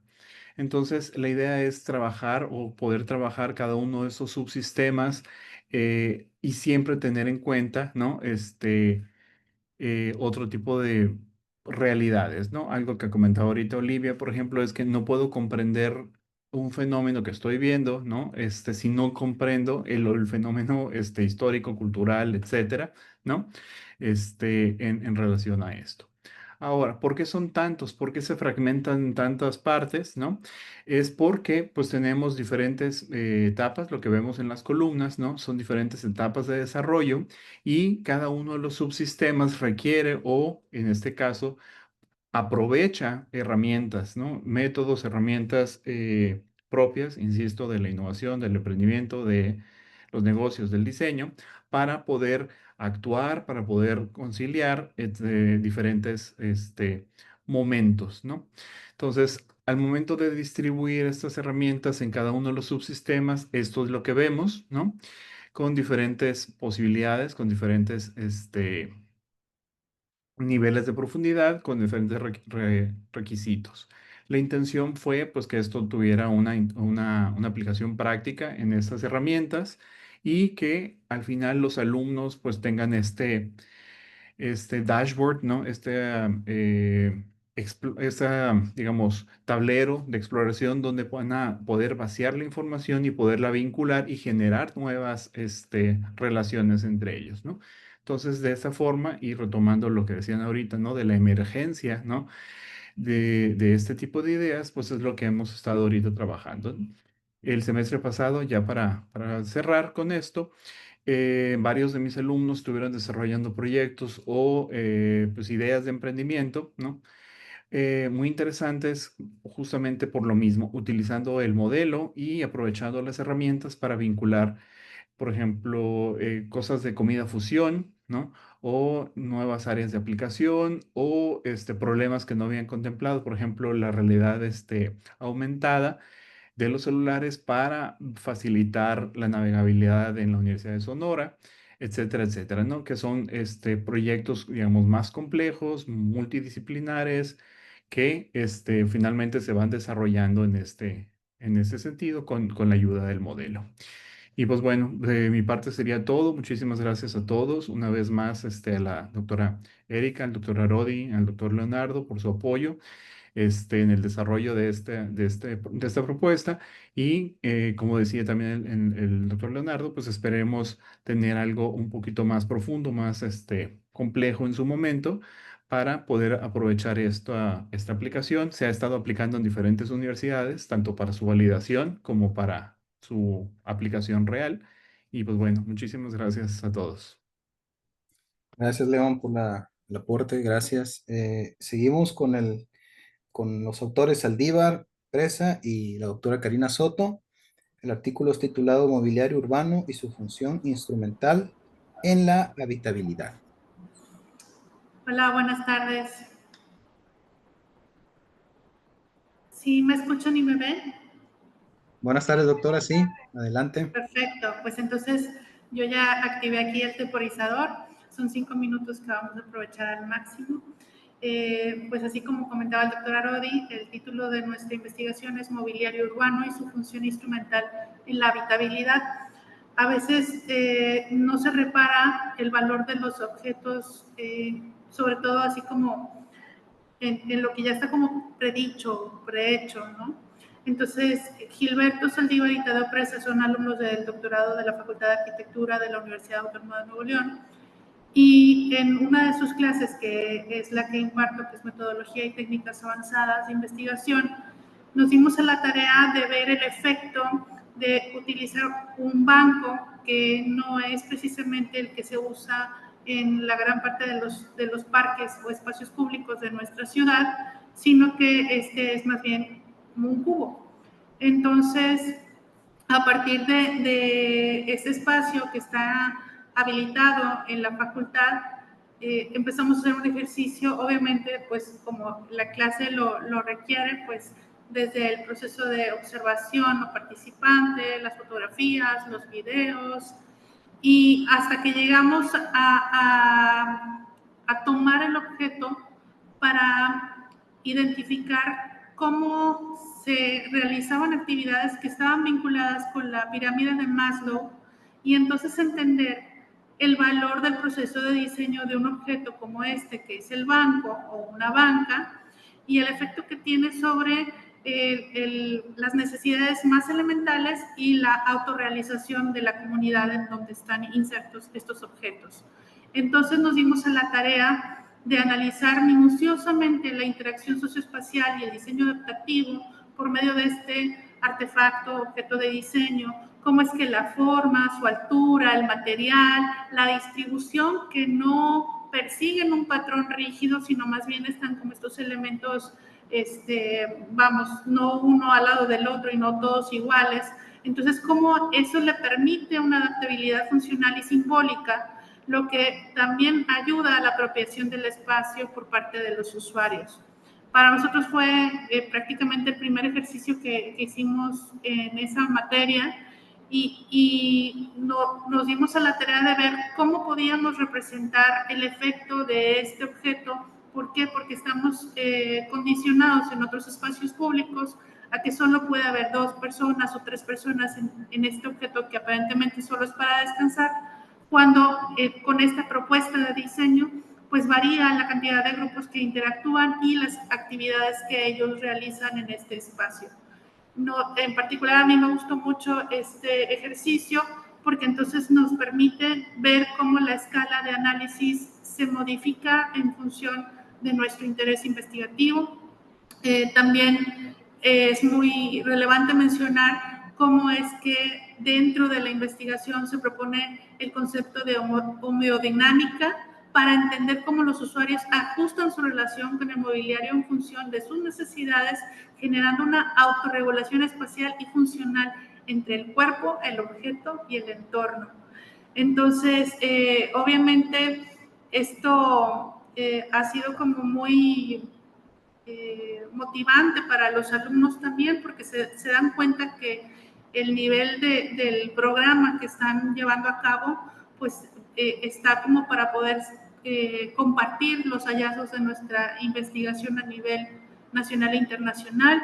Y me gustaría finalizar que el documento presenta metodología que es muy rica a nivel gráfico, porque a pesar de que tiene como un rigor metodológico tradicional en cuanto a lo de la observación directa o la fotografía, se realizan diagramas de interacción complejos, como el diagrama de cuerdas, para poder visualizar la complejidad y las dinámicas que hay en el uso y la relación del objeto de diseño. Para finalizar, me gustaría también mencionar que concluye que este mobiliario, este objeto, este banco, debe ser concebido, o sea, en lo general, no como un elemento auxiliar o algo que está ahí como para cumplir con este programa arquitectónico urbanístico, sino más bien como un dispositivo que permite potencializar la habitabilidad y el disfrute de este espacio. y de esa manera catalizar bienestar, afianzar las comunidades y generar experiencias significativas dentro de estos entornos. Llegamos a la meta.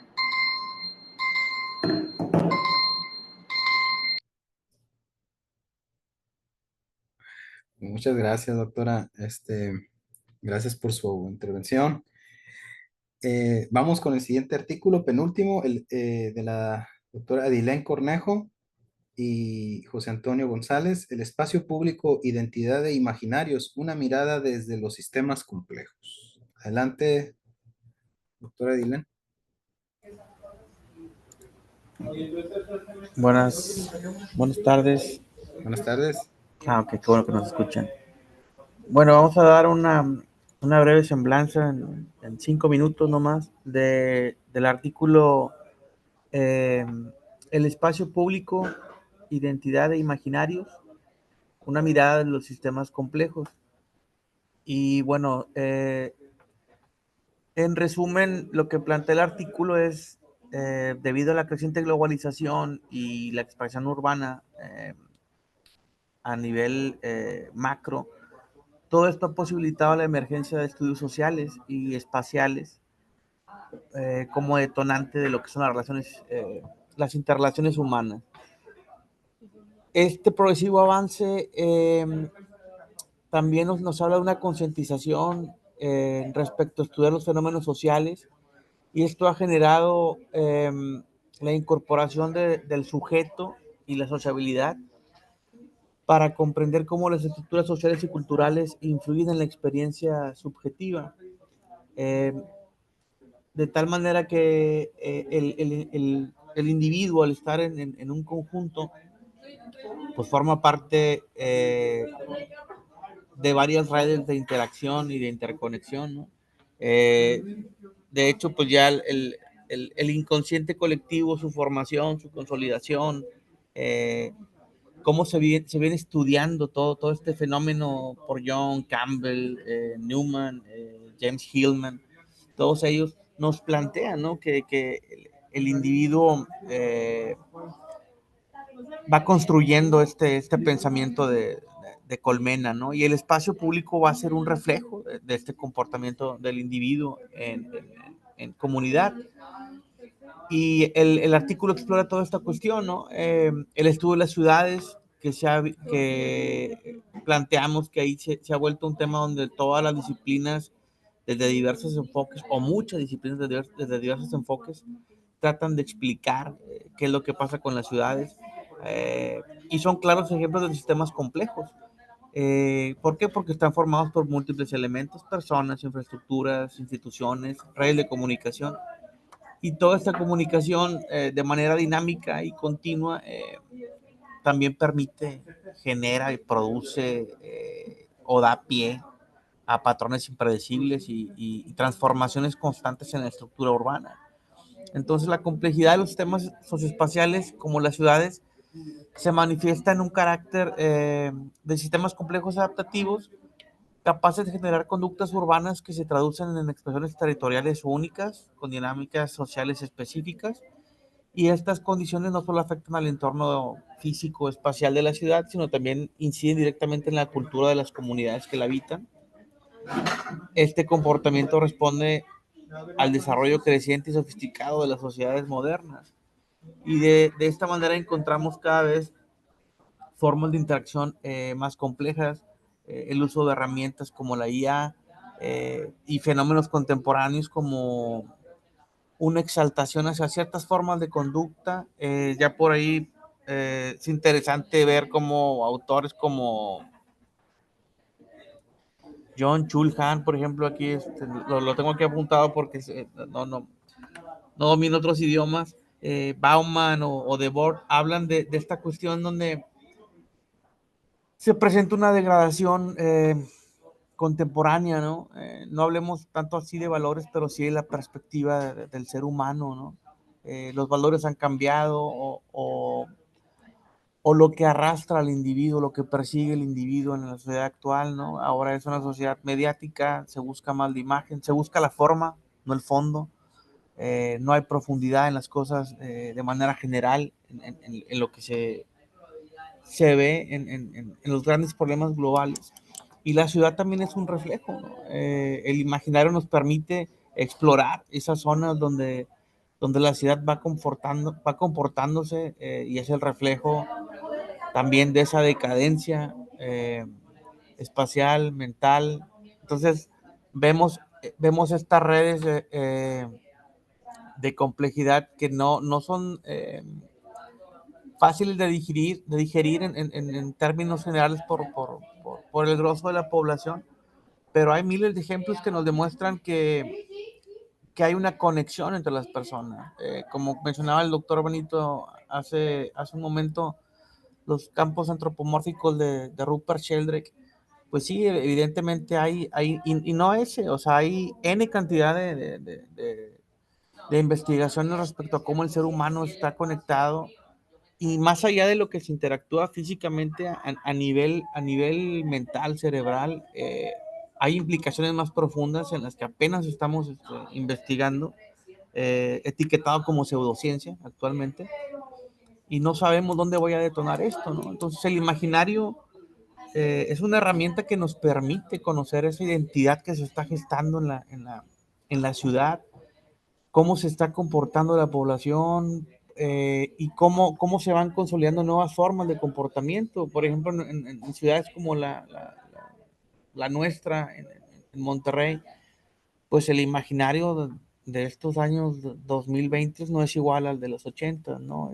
¿Por qué? Porque estamos bajo una creciente oleada de problemas totalmente diferentes. Estamos afrontando un problema de movilidad, de migración, de calidad del aire. Entonces, todos estas nuevas problemáticas van consolidando una manera totalmente distinta de ver la realidad, de percibirla, de afrontarla, de traducirla.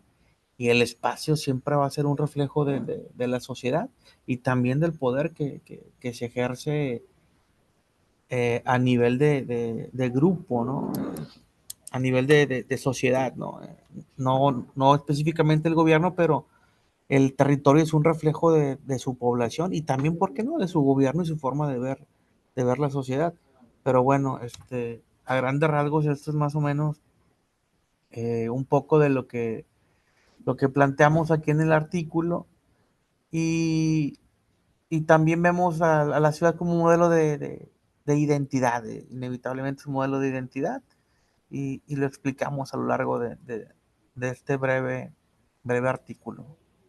Compañera. Bueno, ya nada más, a todos buenas tardes, ya nada más para concluir, porque tenemos ya el tiempo muy limitado, mencionar que este espacio, justamente el espacio público, sigue siendo el espacio por excelencia donde se conforman estos imaginarios derivado de las actividades, derivado de las costumbres, derivado de todas las interacciones humanas, sigue siendo el lugar por excelencia donde se conforman estos imaginarios y como tal dan paso a la identidad del individuo en el espacio, ¿no? La evolución de las ciudades pues nos ha traído nuevos imaginarios y nos ha traído nuevas identidades, pero se van ahora sí como un sistema complejo adaptativo, se van adaptando a las nuevas sociedades y a las nuevas formas de proyectar e imaginar la ciudad.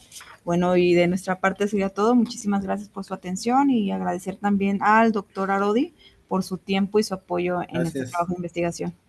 Muchas gracias, doctor. Bueno, nos quedan 5 minutos para la última presentación y el cierre, así que no sé cómo le vamos a hacer, pero el último artículo es de Ricardo Ruiz Salinas y Andrea Cristina Martínez Fragoso. Adelante, les pedimos sean muy, muy breves para poder dar un cierre rápido y concluir con la ceremonia. Gracias. Gracias. Me gustaría dejar que hablara Andrea y yo voy a permitirme presentar una presentación breve que se desprende de un trabajo que empezó con el doctorado. Entonces, si gustas abrir el micrófono, Andrea, yo voy poniendo la presentación. Sí, claro. Hola, buenas tardes. Quiero agradecerle a las personas que organizaron y hacen posible este coloquio y también al maestro Ricardo Ruiz, que me dio la oportunidad de colaborar con él en este trabajo, el cual se centra en la construcción de la identidad en la ciudad desde la perspectiva de la complejidad, tomando como foco de estudio el mercado Pantaco, que se encuentra en la alcaldía Azcapotzalco, en la Ciudad de México. Y pues ya sin más preámbulos, adelante, maestro. Gracias. Estoy queriendo compartir pantalla. No sé si se veía la presentación de PowerPoint. Sí, bueno, yo sí alcancé a ver una presentación. Aquí está. Bueno, si gustas decir algo más de lo que habíamos planeado, si no, empiezo, ¿no? Bueno, esto empieza por un interés del trabajo doctoral por medio de la fotografía como un documento de identidad y se han explorado varias áreas de conocimiento. En este caso estamos abordando el tema de la complejidad, donde, bueno, se habla desde la postura de Storhol, ¿no? Las identidades no son entidades unificadas, sino construcciones fragmentadas que se desarrollan a través de discursos, prácticas y posiciones diferentes frecuentemente entrecruzadas. El caso de Azcapotzalco y el mercado Pantaco, que se trata de un mercado que surge en medio de una central ferroviaria donde se abordaba de alguna manera la oportunidad de que las personas transportistas o las personas que estuvieran alrededor pudieran tener una comida basta. Hoy en día se ve modificada por muchas cuestiones que van desde la turistificación, gentrificación, cambios sociales, y entonces aquí se ve también incluso que hay elementos históricos, sociales y políticos que se entrelazan y redefinen continuamente, ¿no? Esta es una enmarcación de donde se encuentra. Como podemos ver alrededor, todo esto es una zona de andenes y trenes.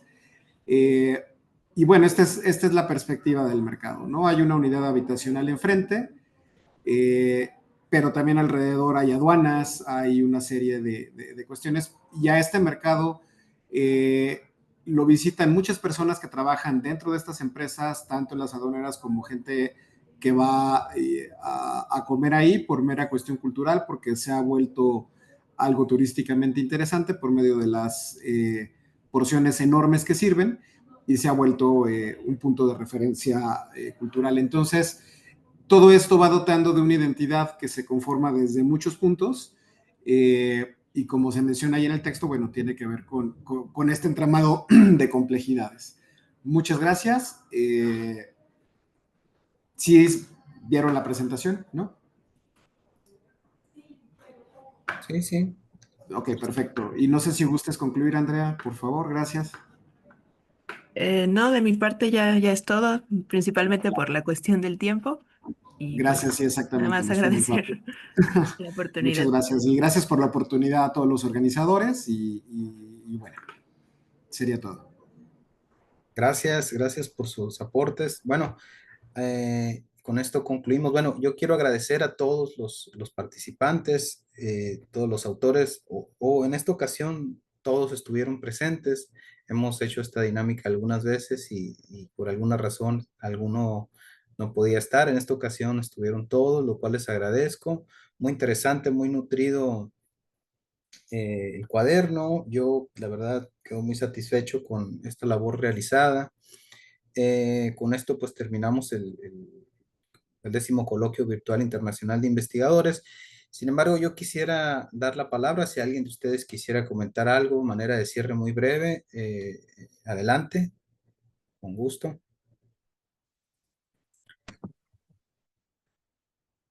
Si no es así, pues yo cedo la palabra a la doctora Fabiola para cerrar con que es el coloquio.